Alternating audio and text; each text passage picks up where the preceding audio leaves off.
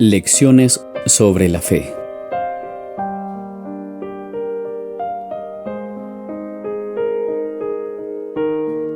No reciban en vano la gracia de Dios. ¿Está al alcance de todo creyente la gracia suficiente para guardarlo del pecado? Sí, claro que sí. Todos pueden tener la gracia suficiente para ser guardados de pecar.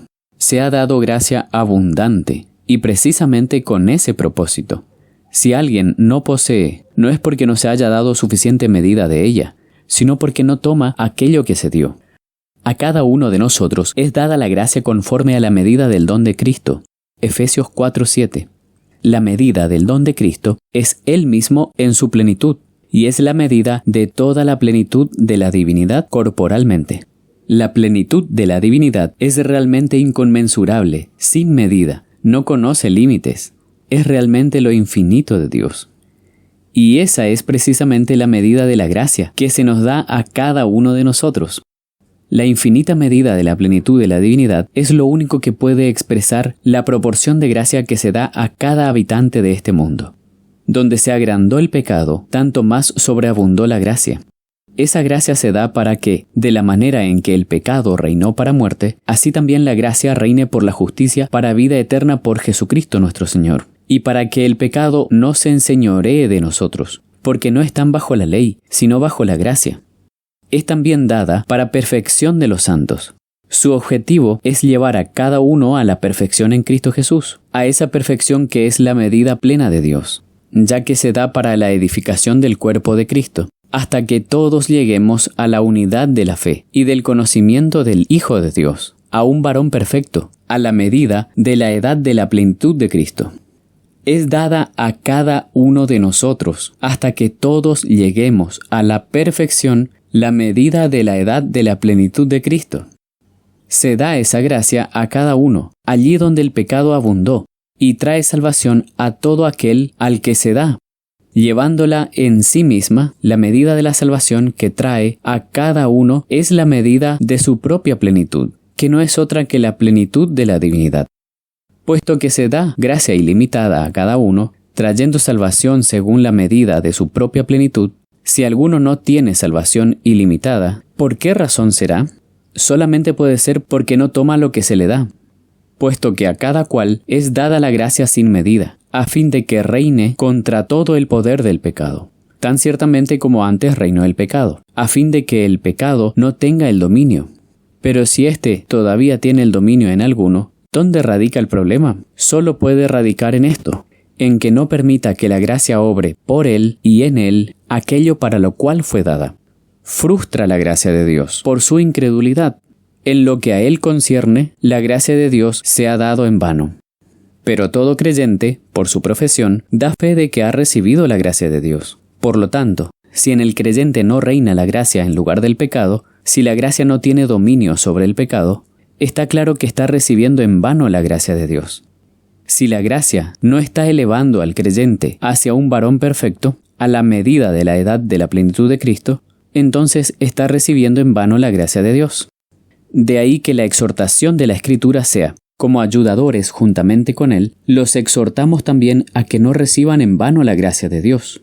2 Corintios 6:1.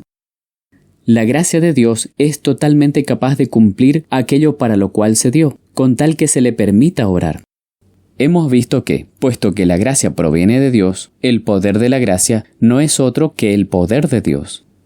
Está claro que el poder de Dios es sobremanera capaz de cumplir todo aquello para lo cual fue dado: la salvación del alma, liberación del pecado y del poder de éste, el reino de la justicia en la vida y el perfeccionamiento del creyente según la medida de la estatura de la plenitud de Cristo, con tal que encuentre lugar en el corazón y en la vida para obrar de acuerdo con la voluntad de Dios.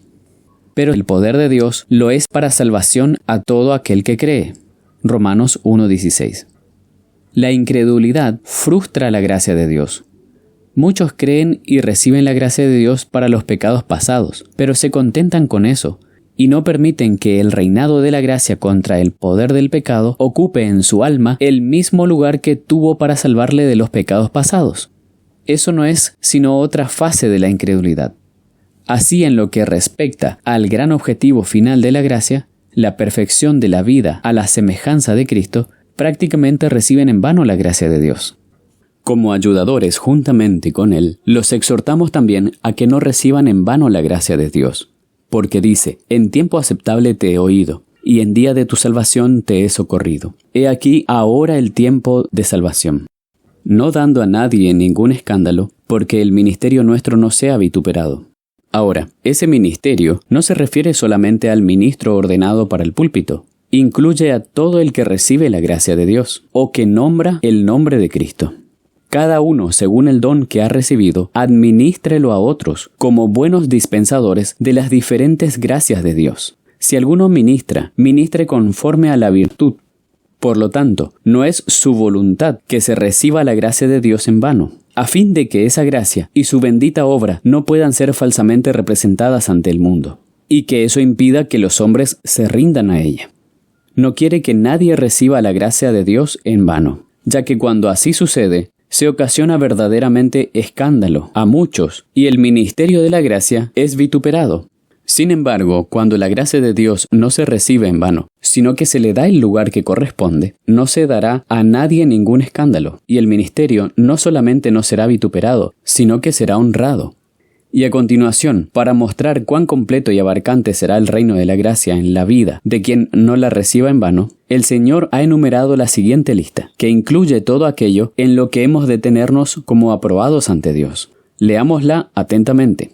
En 2 Corintios 6, 4 al 10 dice así: En todo como ministros de Dios, en mucha paciencia, en tribulaciones, en necesidades y angustias, en azotes, en cárceles, en alborotos, en trabajos, en desvelos, en ayunos, en pureza, en conocimiento, en longanimidad, en bondad, en Espíritu Santo, en amor no fingido, en palabra de verdad, en poder de Dios, en armas de justicia, a la derecha y a la izquierda, por honra y por deshonra, por infamia y por buena fama, como engañadores, pero hombres de verdad, como ignorados, pero bien conocidos, como muriendo, pero vivos, como castigados, pero no condenados a muerte, como tristes, pero siempre gozosos, como pobres, pero enriqueciendo a muchos, como no teniendo nada, pero poseyéndolo todo.